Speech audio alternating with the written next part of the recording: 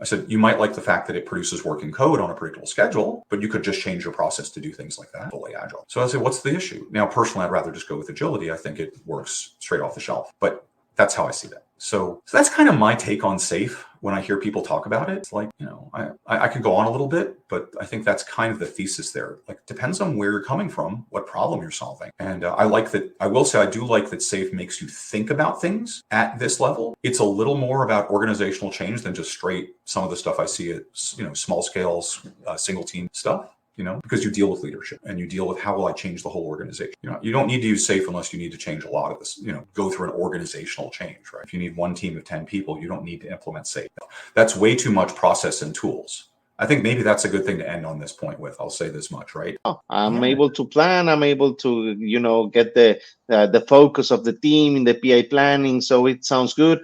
But if you're coming from doing maybe a Spotify model or maybe, having Kanban with Scrum of Scrums meeting only where the teams are very mature and you jump to SAFe, then you will be like, oh, my wings are cut, right? So, yeah. Exactly. So it all depends. Like, what problem are you trying to solve? Scaling 20 people,